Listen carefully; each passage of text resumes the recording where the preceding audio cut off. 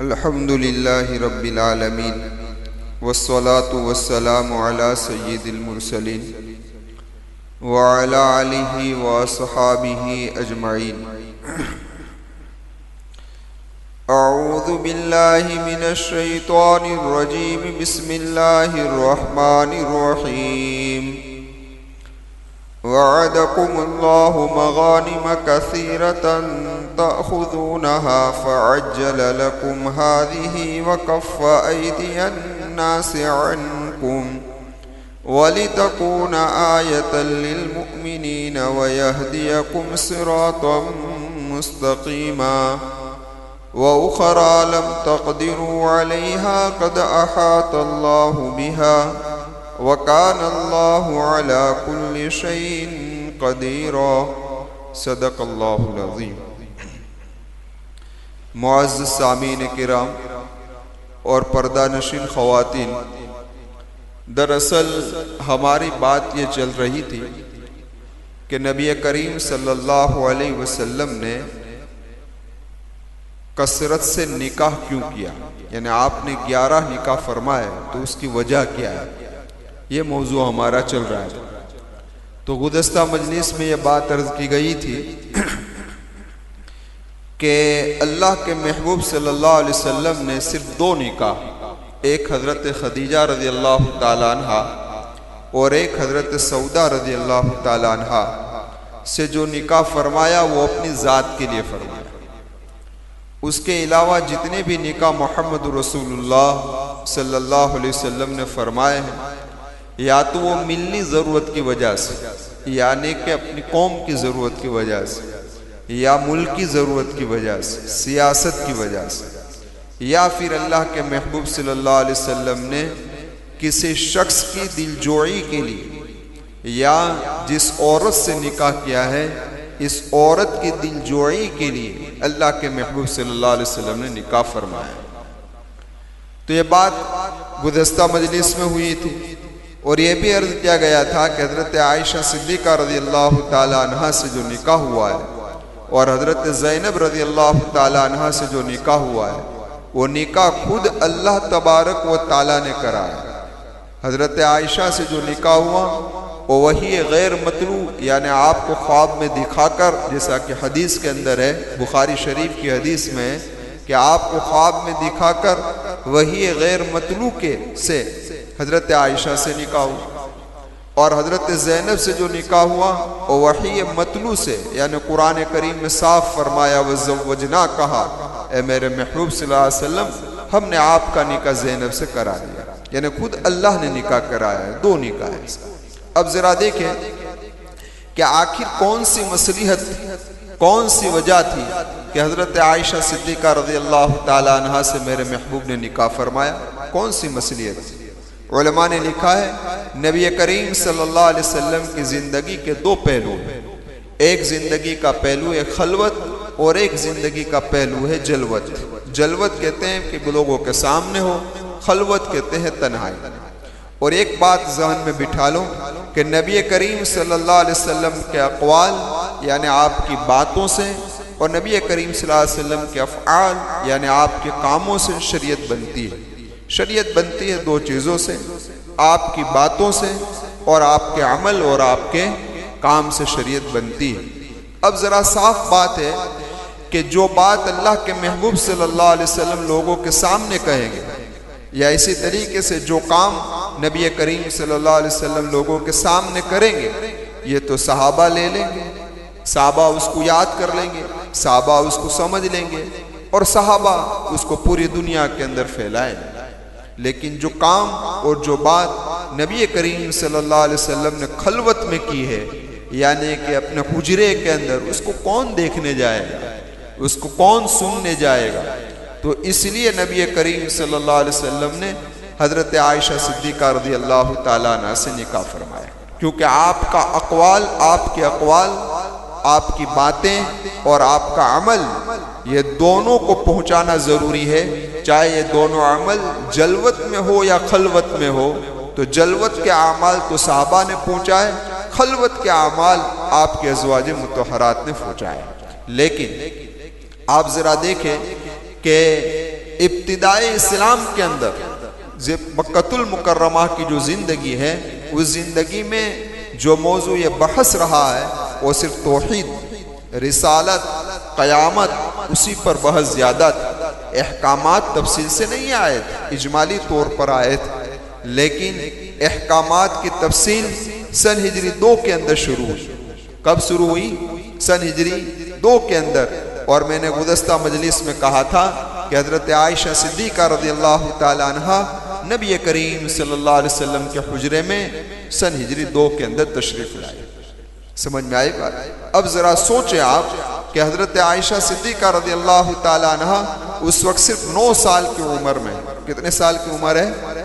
9 سال کی، اور آپ نے جس مصلحت کی وجہ سے حضرت عائشہ سے نکاح فرمایا تھا وہ اسے بنا پر کہ ایسے عورت کی ضرورت تھی جو نبی کریم صلی اللہ علیہ وسلم کے اقوال کو، آپ کے افعال کو نوٹ کر لے، ذہن میں بٹھا لے اور لوگوں تک پہنچائے۔ سمجھ میں آئی بات؟ اس وقت حضرت سودا موجود تھی، لیکن وہ بڑی عمر کی عورت تھی، تو بڑی عمر کی عورت یہ کام صحیح طریقے سے انجام دے سکتی نہیں ہے۔ تو حکمت کا تقاضا یہ تھا کہ کسی ایسی عورت سے نکاح کیا جائے جو میرے محبوب کی باتوں کو بھی لے لے، میرے محبوب کے عمل کو بھی لے لے اور اس کو لوگوں تک پہنچائے۔ تو سن ہجری 2 کے اندر احکامات کی تفصیل شروع ہو رہی ہے، سارے احکامات کی، اور سن ہجری 2 میں حضرت عائشہ نبی کریم صلی اللہ علیہ وسلم کے حجرہ میں تشریف لا رہی ہے۔ آپ ذرا سوچیں، اللہ کے محبوب صلی اللہ علیہ وسلم ایک جگہ پر فرماتے ہیں کہ خذوا نصف دینکم عن حمیرہ، کہ آدھا دین حضرت عائشہ سے لو۔ کتنا دین؟ آدھا دین حضرت عائشہ سے لو۔ اس روایت کے بارے میں علماء نے کلام ضرور کیا ہے، لیکن ترمذی شریف کی روایت کا خلاصہ یہ ہے کہ جس سے مضمون صحیح معلوم ہوتا ہے، خلاصہ یہ ہے کہ صحابہ کرام رضی اللہ تعالی عنہ اجمعین کو جب کوئی شبہ ہو جاتا تو حضرت عائشہ کے پاس تشریف لے جاتے، اور اس مسئلے کا حل حضرت عائشہ صدیقہ رضی اللہ تعالی عنہ کے پاس کچھ نہ کچھ ہوتا۔ اب ذرا اندازہ لگائیے کہ 9 سال کی عمر میں حضرت عائشہ آ رہی ہے میرے محبوب کے حجرے کے اندر، 18 سال کی عمر ہوئی اللہ کے محبوب صلی اللہ علیہ وسلم اس دنیا سے رخصت ہو گئے۔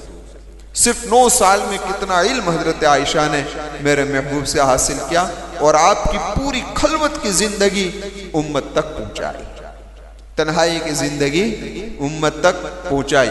ایک بات اور یہاں پر یہ نوٹ کر لو کہ جس طریقے سے یہاں پر ہے نا خذوا نصف دینکم عن حمیرہ، کہ حمیرہ سے آدھا دین لے لو، اس سے حقیقتاً آدھا دین مراد نہیں ہے، کہ دین تو بہت ہے، دین کی باتیں تو بہت ساری ہے۔ اس کا مطلب یہ ہے جس طریقے سے میرے محبوب نے ایک جگہ پر فرمایا کہ تعلم الفرائض فإنها نصف العلم، کہ علم فرائض کو سیکھو کیونکہ یہ آدھا علم ہے۔ علم فرائض کا مطلب کیا؟ وراثت کے مسائل کو سیکھو، یہ آدھا علم ہے۔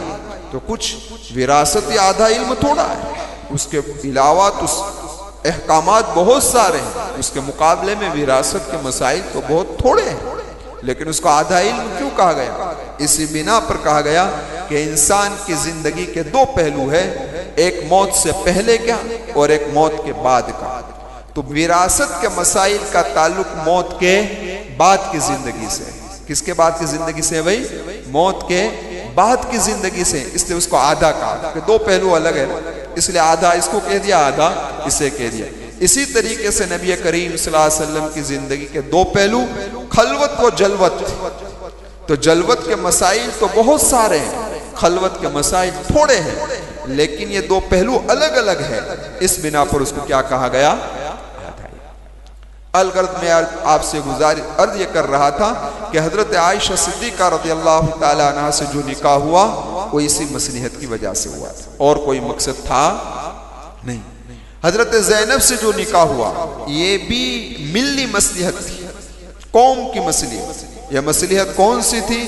کیونکہ اس زمانے میں ایک مسئلہ چلا تھا، وہ مسئلہ یہ تھا لے پالک بیٹے کا، کہ جو آدمی اپنی گود میں کسی کو لیتا تھا، لے پالک بناتا تھا، اس کو حقیقی بیٹا اپنا سمجھتا تھا، اور پھر سارے احکامات حقیقی بیٹے کی مانند ہوتی تھی۔ تو یہ رسم کو توڑنا تھا، اس رسم کو توڑنا تھا، اس لیے نبی کریم صلی اللہ علیہ وسلم نے حضرت زید کو اللہ کے محبوب نے لے پالک بنا لیا، اور اس کے بعد حضرت زید کے نکاح میں حضرت زینب ہے، اور جب ان دونوں کی انبن ہوئی نہ بنی تو حضرت زید نے حضرت زینب کو طلاق دے دی۔ تو عدت جب مکمل ہو گئی تو نبی کریم صلی اللہ علیہ وسلم نے حضرت زینب سے نکاح کر لیا۔ تو شور مچ گیا کہ محمد رسول اللہ نے اپنے بیٹے کی بیوی سے نکاح کیا۔ تو یہ رسم اصل توڑنا تھا کہ حقیقی بیٹے کے حکم میں نہیں ہے۔ ہاں، حقیقی بیٹے کی بیوی سے کبھی سسر نکاح نہیں کر سکتا، سمجھ میں آئے بات، کبھی سسر نکاح نہیں کر سکتا، لیکن لے پالک بیٹے کی بیوی اگر لے پالک بیٹا طلاق دے دے یا مر جائے تو عدت کے بعد سسر اس سے نکاح کر سکتا ہے۔ تو آپ ذرا اندازہ لگائیے، آپ سوچئے کہ اس رسم کو توڑا، اس رسم سے بہت سارے مسائل حل ہوئے۔ کون سا مسئلہ حل ہوا؟ ایک مسئلہ تو یہ ہوا کہ زمانہ جاہلیت کے اندر یہ لوگ لے پالک بیٹے کو حقیقی بیٹا سمجھ کر وراثت میں حصہ دیتے تھے۔ تو وراثت میں لے پالک بیٹے کا حصہ نہیں ہوتا، شریعت میں لے پالک بیٹے کا حصہ وراثت کے اندر نہیں ہوتا۔ حقیقی باپ کی ملکت میں اس کا حصہ لگے گا، جس نے گود میں لیا ہے اس کی ملکت میں اس کا کوئی حصہ نہیں لگے گا۔ ہاں، یہ بات الگ ہے کہ جس نے گود میں لیا ہے وہ اپنی موت سے پہلے اس کو کسی چیز کا مالک بنا دے، دکان کا، مکان کا، زمین کا، تو الگ چیز ہے۔ یا وہ وصیت کر جائے تو 1/3 میں سے، 1/3 میں سے اس وصیت کے مال میں سے اس کو دیا جائے گا، وہ بھی وصیت کر جائے تو، ورنہ تو نہیں۔ سمجھ میں آئی بات؟ تو یہ مسئلے کا بھی حل نکال دیا کہ لے پالک کو وراثت میں سے حصہ ملے گا نہیں۔ اسی طریقے سے یہ مسئلہ بھی حل ہو گیا اس رسم کو توڑنے کی وجہ سے، جس طرح عام طور پر ہمارے یہاں احتیاط نہیں ہوتا کہ بھئی لڑکے کو گود میں لیا، اب گود میں لے لیا، اب لڑکا جب بالغ ہو گیا تو اب یہ جس نے گود میں لیا ہے نا، اس کی بیوی اس کی محرم نہیں ہے، غیر محرم ہے، پردہ کرنا پڑے گا۔ کیا کرنا پڑے گا؟ پردہ کرنا پڑے گا۔ ہاں، یہ الگ چیز ہے، یہ الگ چیز ہے کہ جس لڑکے کو گود میں لیا ہے اس کی یہ پھوپھی ہو رہی ہو یا اس کی خالہ ہو رہی ہو تو الگ چیز ہے، ورنہ تو پھر پردہ لازم ہے۔ لیکن آج کوئی ایسا پردہ کرتا نہیں ہے۔ یا کسی لڑکی کو گود میں لیا تو یہ لڑکی جب بالغ ہو گئی تو اب اس سے باپ سے پردہ کرنا پڑے گا۔ سمجھ میں آئے گا؟ ہاں، یہ الگ چیز ہے کہ یہ چچا بن رہا ہو یا یہ ماموں بن رہا ہو، ورنہ تو پردے کا حکم ہے، لیکن آج اس کا کوئی احتیاط کیا جاتا نہیں ہے۔ پھر باپ کا نام بدل دیا جاتا ہے نا، باپ کا نام بدل نہیں سکتے کبھی بھی، حقیقی باپ کا نام لگے گا، لے پالک جس نے بنایا ہے اس کا نام کبھی نہیں لگ سکتا۔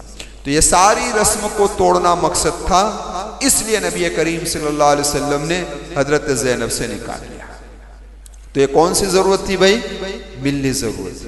اب ذرا دیکھیں، ملک کی ضرورت کی وجہ سے، سیاست کی وجہ سے اللہ کے محبوب صلی اللہ علیہ وسلم نے حضرت ام حبیبہ سے نکاح فرمایا۔ ام حبیبہ کون ہے جانتے ہو آپ؟ بتاؤ گے کوئی مجھے؟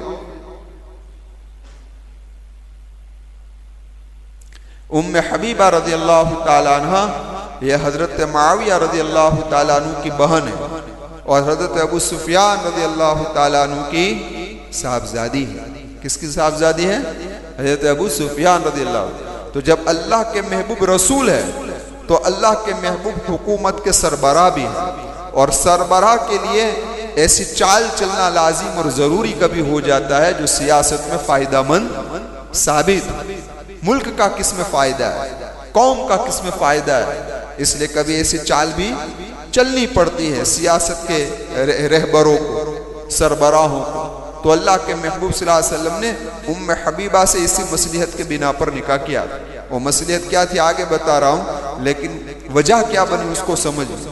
جب مکۃ المکرمہ سے ہجرت کر پہلے حبشہ کی طرف ہجرت ہوئی، پھر مدینۃ المنورہ کی طرف ہجرت ہوئی، تو جب لوگ مدینۃ المنورہ میں ہجرت کر کے آ گئے تو جو لوگ حبشہ میں ہجرت کیے ہوئے تھے یا اس طریقے سے مکہ میں تھے، یہ لوگ جب مدینۃ المنورہ آ گئے تو مشرکان مکہ نے خط لکھ کر پیغام بھیجا، اے مدینہ والوں، جو ہمارے یہاں سے آئے ہیں اسے آپ لوٹا دو ورنہ ہم تم سے جنگ کریں گے۔ تو مدینہ والوں نے جواب دیا اس بات پر کہ ہم کسی کو لوٹائیں گے نہیں۔ تو اہل مدینہ سے جنگ کے لیے مکۃ المکرمہ مشرکان مکہ نے شام کی طرف ایک وفد بھیجا، ایک قافلہ بھیجا ہتھیار خریدنے کے لیے کہ وہ ہتھیار خرید کر لائے پھر مدینہ پر اٹیک کرے۔ اللہ کے محبوب صلی اللہ علیہ وسلم کو پتہ چل گیا تو اس قافلے کے پیچھا کرنے کے لیے صحابہ کو بھیجا۔ سمجھ میں آئی بات؟ تاکہ ہتھیار سے بھرا ہوا قافلہ جا رہا تھا، اسے پکڑ لیا جائے۔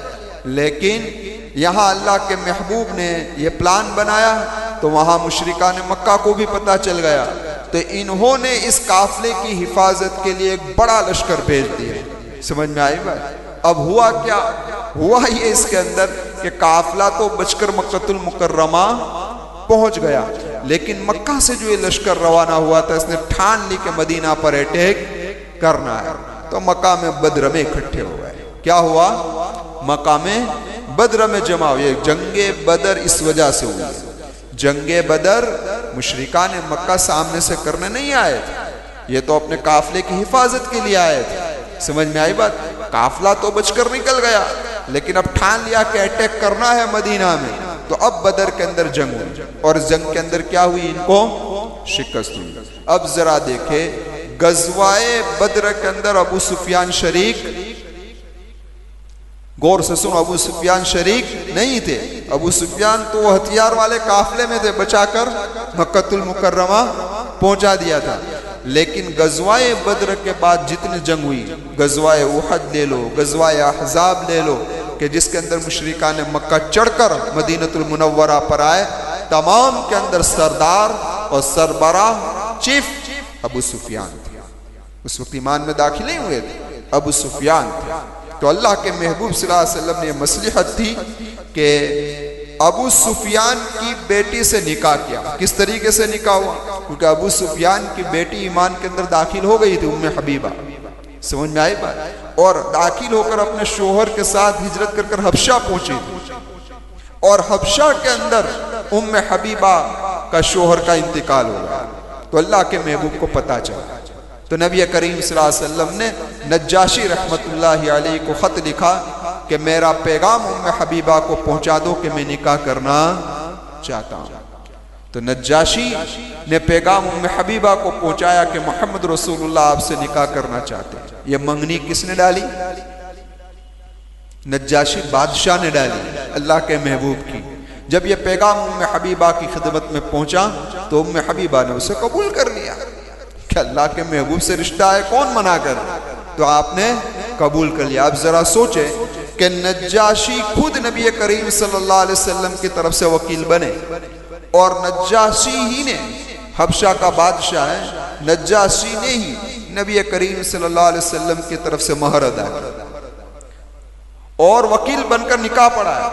نکاح ہوا وہاں آپ کے دربار میں، اور نکاح ہونے کے بعد ایک بات کہی اس نے کہ انبیاء کا جب نکاح ہوتا ہے تو اس کے بعد میٹھی چیز تقسیم ہوتی ہے، لہذا نجاشی نے نکاح کے بعد مٹھائی بھی تقسیم کی، مٹھائی بھی تقسیم کی۔ پھر جب نکاح ہو گیا تو ام حبیبہ رضی اللہ تعالی عنہا کو مدینۃ المنورہ کی طرف ہدایہ دے کر روانہ فرما دیا۔ اب ام حبیبہ سے جب میرے محبوب کا نکاح ہو گیا تو ابو سفیان کو پتا چلا کہ میری بیٹی کا نکاح تو کس سے ہو گیا ہے؟ محمد رسول اللہ۔ اور یہ نکاح غزوہ احزاب کے بعد ہوا۔ کس کے بعد ہوا؟ غزوہ احزاب کے بعد ہوا۔ تو غزوہ احزاب کے بعد ابو سفیان کبھی بھی چیف بن کر مدینۃ المنورہ پر اٹیک کرنے نہیں آئے۔ یہ مصلحت تھی، یہ سیاسی چال تھی۔ اس بنا پر اللہ کے محبوب صلی اللہ علیہ وسلم نے ام حبیبہ رضی اللہ تعالیٰ عنہ سے نکاح فرمایا۔ آپ کو اس مقصد میں اور اس مصلحت میں کامیابی مل گئی۔ اب ذرا آگے بڑھے۔ اس کے بعد آپ دیکھیں کہ حضرت صفیہ سے جو نکاح میرے محبوب نے فرمایا وہ بھی سیاست کی وجہ سے۔ آپ کو میں نے رمضان میں غزوہ خیبر میں سنایا تھا کہ غزوہ خیبر کے موقع پر صفیہ کے باپ بھی قبیلہ بنو نذیر کے سردار ہیں، کیا نام ہے؟ حیی بن اخطب، یہ سردار ہے، یہ بھی مارے گئے، اور ان کا شوہر یہ بھی مارا گیا، سمجھ، کنانہ بن ابی الحقیق یہ بھی مارا گیا، یہ بھی سردار تھا۔ یہ سردار کی بیٹی ہے، سردار کی بیوی ہے، سمجھ میں آئی بات؟ میرے محبوب نے غزوہ خیبر کے بعد حضرت صفیہ سے اس بنا پر نکاح کیا تھا کہ میرا نکاح صفیہ سے ہو جائے گا تو یہ یہودی قریب ہوں گے. یہودی کیا ہوں گے؟ قریب ہوں گے. لیکن کیونکہ یہ داماد کی لوگ قدر کرتے ہیں نا. آپ لوگوں کی بھی قدر ہے کہ نہیں سسرال میں؟ ہنسو تو صحیح. تو اس داماد کی کیا ہوتی ہے بھائی؟ قدر ہوتی ہے. تو جب میں ان کا داماد بن جاؤں گا تو ان کے دلوں میں میری قدر آئے گی, اور جب قدر آئے گی تو میرے قریب ہوں گے تو دین کا کام کرنا آسان ہو جائے گا. یہ مصلحت اللہ کے محبوب کی تھی حضرت صفیہ سے نکاح کرنے کی. لیکن یہودی کہاں قریب ہونے والے ہیں؟ سب سے بڑا دشمن یہودی ہے مسلمان, اس لیے وہ کبھی قریب ہونے والا تو قریب ہوئے بھی نہیں. تو دیکھو اللہ کے محبوب نے مصلحتاً نکاح کیا لیکن کامیابی ملی نہیں. پتا چلا اسباب کا اختیار کرنا ہمارا کام ہے, فیصلے اوپر سے ہوتے ہیں. مسبب الاسباب کون ہے؟ اللہ. دعا کی بٹن آج دبایا, یہ ہمارا کام تھا, آج ہم نے کر لیا. فیصلے اللہ کے ہاتھ میں. کس کے ہاتھ میں ہے؟ اللہ کے ہاتھ. جب نبی جیسے نبی نے بھی مصلحت کو سامنے رکھ کر کوئی کام کیا لیکن آپ کی مرضی کے مطابق ہوا نہیں, فیصلہ اللہ کا تھا تو کامیابی ملی نہیں. تو حضرت صفیہ سے نکاح کس بنا پر ہوا بھائی؟ سیاستی وجہ سے ہوا, ملکی مصلحت کے بنا. اب ایک دو بات اور سن لیجئے. ایک دو بات کا مطلب نہیں کہ بھی چھوڑ دوں گا میں آپ کو. کہنے کا مقصد یہ ہے کہ حضرت ام سلمہ کو لے لو یا حضرت حفصہ کو لے لو کہ ان دونوں سے جو نکاح ہوا ہے وہ ذاتی شخصیت کی دلجوئی کے لیے ہوا ہے. مثلا حضرت حفصہ کس کی بیٹی ہے؟ حضرت عمر رضی اللہ تعالیٰ عنہ. تو حضرت حفصہ جو میرے محبوب نے نکاح کیا ہے وہ دراصل حضرت عمر رضی اللہ تعالیٰ عنہ کی دلجوئی کے لیے کیا.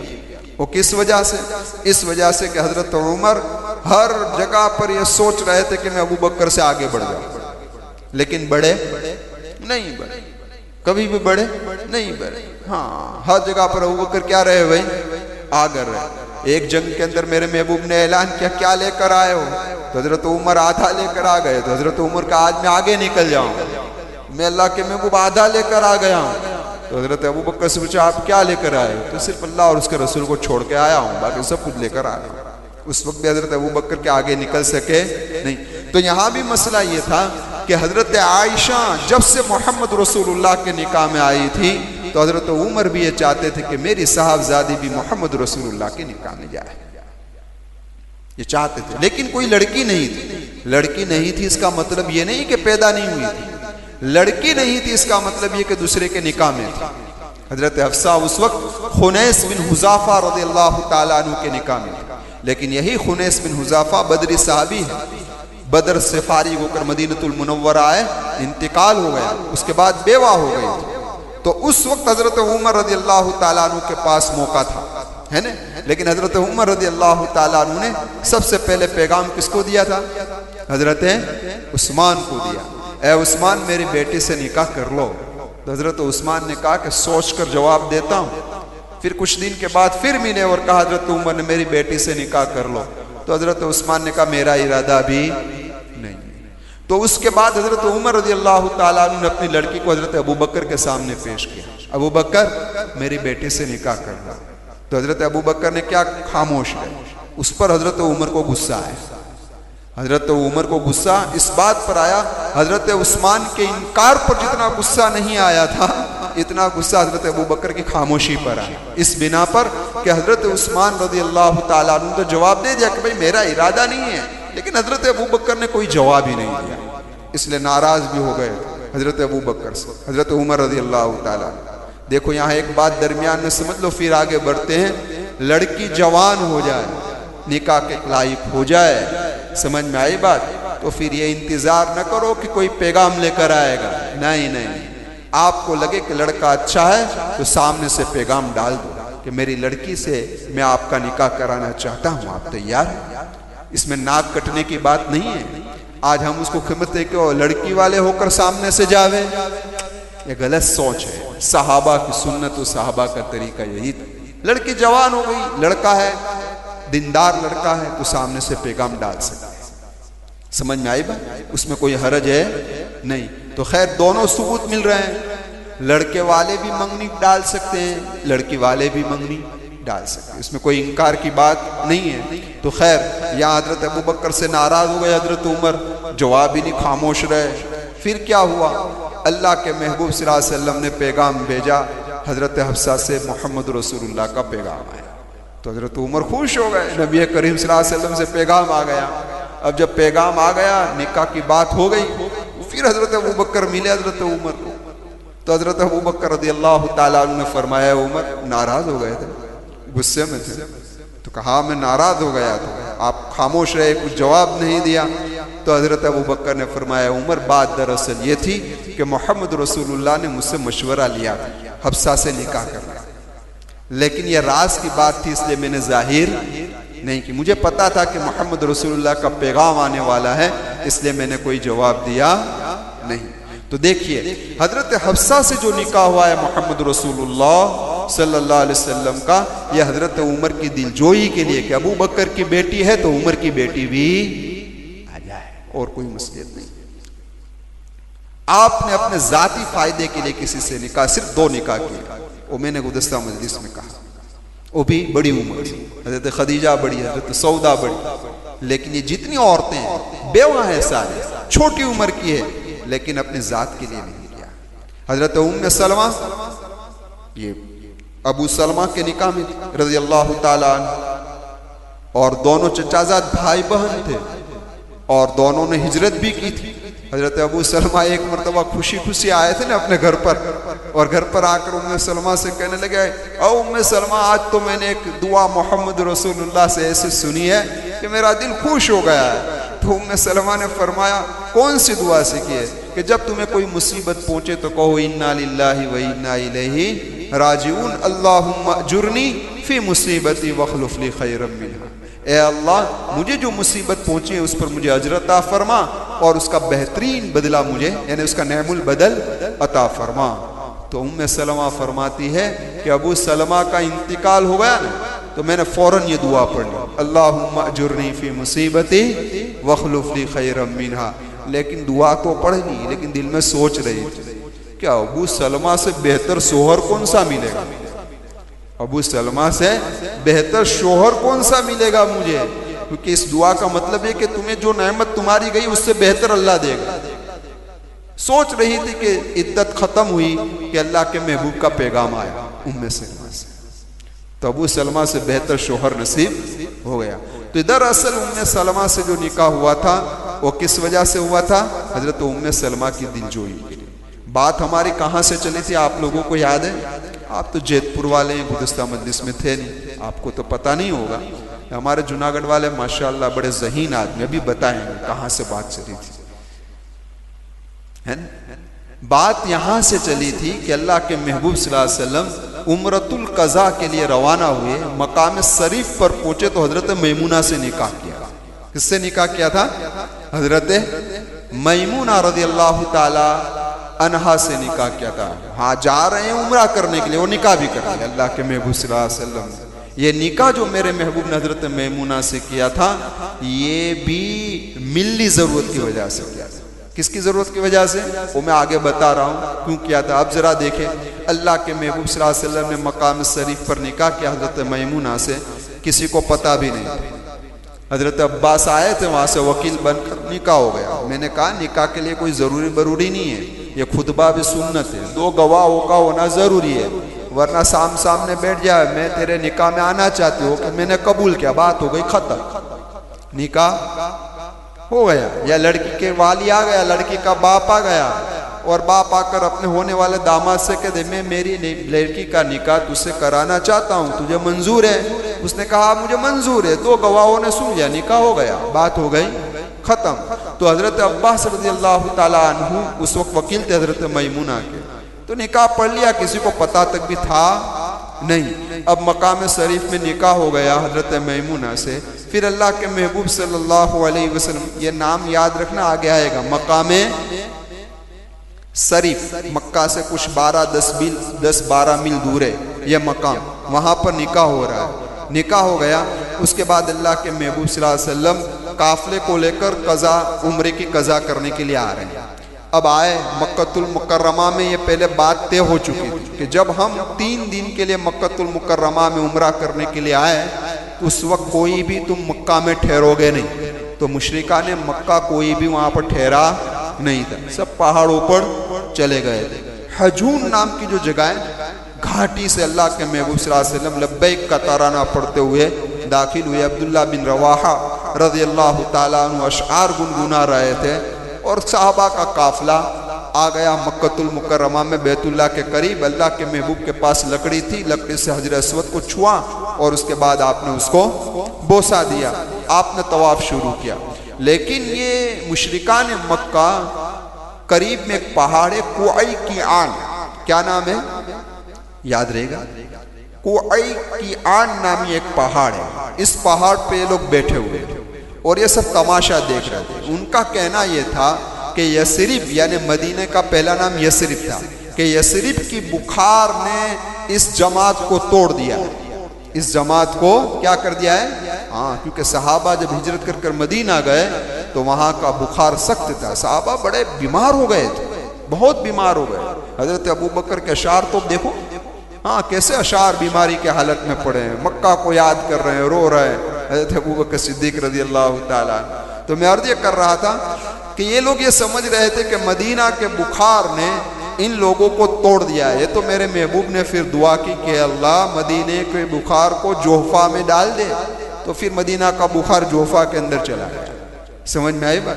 تو خیر میں عرض کر رہا تھا کہ یہ لوگ یہ سمجھ رہے تھے کہ کمزور ہو گئے ہیں. تو نبی کریم صلی اللہ علیہ وسلم نے صحابہ سے فرمایا, دیکھو بھائی طواف کرو رمل کے ساتھ, بہادری کے ساتھ. یہ لوگ تم کو دیکھ رہے ہیں تو یہ سمجھے کہ کمزور ہوئے نہیں ہیں. لیکن اللہ کی بھی 3 چکر میں رمل کرنے کا کہا. کتنے چکر میں؟ 3. 7 چکر میں رمل کا کہا نہیں. رمل سمجھتے ہو بہادری سے چلنے. ہاں, کیوں 3 چکر میں کہا؟ اس کی وجہ یہ ہے کہ حقیقت میں صحابہ کمزور ہو گئے تھے. سمجھ میں آئی بات. لیکن 7 چکر میں بہادری سے چلنا مشکل, تو اس لیے 3 چکر رعایت. پھر رکن یمانی سے حجر اسود میں چلنے کا کہا. اس بنا پر چلنے کا کہا تھا کہ کوعی کیان اس طرف ہے اور بیت اللہ میں اس طرف اگر چلو گے تو ان کو دکھائے گا نہیں. مطلب دکھانا تھا کہ ہم بہادر ہیں, ہم کمزور ہوئے نہیں ہیں. تو یہ رمل در اصل تو اس وجہ سے ہوا تھا. وہیں استباء بھی اللہ کے محبوب صلی اللہ علیہ وسلم نے کروایا. سمجھ میں آئی بات. لیکن اس کے بعد یہ پورا عمل حج کے کیا کہتے ہیں اعمال کے اندر داخل ہو گئے. اللہ کے محبوب نے جب طواف مکمل کر لیا, اس کے بعد صفا مروہ کی صحیح ہو گئی. تو یہ جو میلین اخضرین کے درمیان جو دوڑتے ہیں نا, وہ بھی اسی وجہ سے.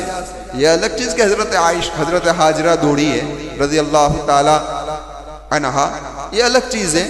لیکن وہ جگہ خالی تھی کہ جہاں سے صحابہ نظر آتے, اس لیے یہ میلین اخضرین کے درمیان بھی صحابہ دوڑے تاکہ ان کو پتا چلے کہ یہ کمزور ہوئے نہیں ہیں. 7 چکر صفا مروہ میں مکمل ہو گئے تو مروہ کے باہر قربانیوں کے جانور لگے ہوئے تھے. اللہ کے محبوب نے مکہ کی گلیوں کے اندر اور مروہ کے باہر قربانی کے جانور کو ذبح کیا اور آپ نے اپنا عمرہ کیا کر لیا بھائی, پورا کر لیا. اب میں نے گزشتہ مجلس میں کہا تھا کہ مقامی یاجیج پر اللہ کے محبوب صلی اللہ علیہ وسلم نے 200 آدمی کو ٹھہرایا تھا ہتھیار کی حفاظت کے لیے.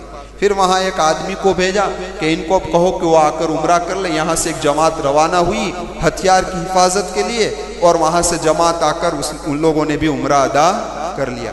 اب مدت کتنے دن کی تھی؟ 3 دن کی مدت تھی, اس سے زیادہ کی مدت تھی نہیں ٹھہرنے کی.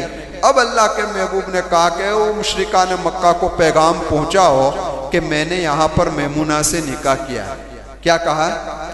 میں نے میمونہ سے نکاح کیا ہے. اب 3 دن ہمارے عہد کے مطابق تم مکہ میں آ نہیں سکتے, برابر ہے, تو مجھے 1 دن زیادہ ٹھہرنے کی اجازت دے دو تو تم مکہ میں بھی آ سکو اور میرے ولیمے میں شریک ہو جاؤ. کیا کہا؟ ولیمہ میں شریک ہو جاؤ. لیکن وہ مشرکان مکہ کہاں ماننے والے, ان کو تو یہ 3 دن بھی کھنچتے تھے. اب وہ تو ماننے والے تھے نہیں, تو انہوں نے کہا کہ ہمیں آپ کے ولیمے میں شریک ہونے کی کوئی ضرورت ہے نہیں, آپ 3 دن ہو گئے ہیں, آپ یہاں سے نکل جاؤ. اب دیکھو اللہ کے محبوب کی کیا مصلحت تھی حضرت میمونہ سے نکاح کرنے میں، یہ مطلب تھا کہ میں میمونہ سے نکاح کر لوں رضی اللہ تعالیٰ عنہ، اور ولیمہ مکہ کے اندر رکھوں، اور ولیمے میں یہ لوگ شریک ہو جائے تو صحابہ اور یہ مشرکان مکہ آپس میں تعلق والے تھے، آپس میں خاندان والے تھے، تو خاندان وہاں پر اکٹھا ہوگا تو ہم دین کی دعوت دیں گے، ہو سکتا ہے کہ ان میں سے بعض لوگ دین کی دعوت کو قبول کر لیں اور ایمان کے اندر داخل ہو جائے۔ یہ مصلحت تھی حضرت میمونہ سے نکاح کرنے کی، لیکن کامیابی ملی نہیں، پلان ہو گیا فیل۔ تو بھائی فیصلے کون کرتا ہے؟ ہمارا کام ہے سبب کو اختیار کرنا۔ سمجھ میں آئی بات؟ تو یہاں بھی کامیابی ملی نہیں۔ اللہ کے محبوب صلی اللہ علیہ وسلم نے ابو رافع جو حضرت میمونہ کے بھانجے ہیں ان سے کہا کہ ہم لوگ آگے جا رہے ہیں، آپ میمونہ کو لے کر مقام شریف پر آ جائیں۔ نکاح کہاں ہوا تھا؟ مقام شریف پر۔ حضرت ابو رافع حضرت میمونہ رضی اللہ تعالیٰ عنہ کو لے کر مقام شریف پر پہنچے، وہیں پر اللہ کے محبوب صلی اللہ علیہ وسلم نے ایک خیمے میں حضرت میمونہ سے رات گزاری۔ شب زفاف کہاں ہوئی؟ مقام شریف پر ہوئی۔ پھر پورا قافلہ مدینہ المنورہ کی طرف روانہ ہو گیا۔ اللہ کے محبوب صلی اللہ علیہ وسلم جب اس دنیا سے رخصت ہو گئے، اس کے بعد حضرت میمونہ رضی اللہ تعالیٰ عنہ پھر عمرے کے ارادے سے مکہ المکرمہ آئی، مقام شریف پر پہنچی تو وہیں انتقال ہو گیا۔ اب یہ واپسی میں ہوا یا جانے میں ہوا یہ میرے علم میں نہیں ہے، لیکن مقام شریف پر ہی کیا ہو گیا؟ انتقال ہو گیا۔ اب ذرا ایک بات اور سن لیجئے، مقام شریف کے جس جگہ پر خیمہ بنایا گیا تھا اور جس خیمے میں نبی کریم صلی اللہ علیہ وسلم نے پہلی رات حضرت میمونہ کے ساتھ گزاری تھی، اسی خیمے کی جگہ پر آپ کی قبر آج بھی موجود ہے۔ مقام شریف ہی پر حضرت میمونہ کی قبر آج بھی موجود ہے۔ اس لیے جو حاجی جا رہے ہیں اگر مقام شریف پر پہنچے اور حضرت میمونہ رضی اللہ تعالیٰ عنہ کی قبر وہاں پر انہیں نصیب ہو جائے دیکھنا، تو یہ وہی جگہ ہے جس جگہ پر اللہ کے محبوب نے پہلی رات حضرت میمونہ کے ساتھ گزاری۔ تو یہ مسئلہ وہیں سے ہماری بات اس طرف چلی گئی۔ اب ہم آگے بڑھیں گے آئندہ منگل کو کس بات پر؟ اس بات پر کہ معاہدہ 10 سال کا ہوا تھا کہ جنگ ہوگی نہیں، پھر 2 سال میں جنگ کیوں ہو گئی؟ مکہ فتح 2 سال کے بعد کیوں ہو گیا؟ کیوں عہد ٹوٹا؟ تو یہ واقعہ جو ہے وہ انشاءاللہ آئندہ مجلس میں آپ حضرات کے سامنے پیش کروں گا۔ آمین وآخر دعوانا ان الحمدللہ رب العالمین۔ سبحان اللہ وبحمدہ، سبحانک اللہم وبحمدک، ونشہد ان لا الہ الا انت، نستغفرک ونتوب الیک برحمتک یا ارحم الراحمین۔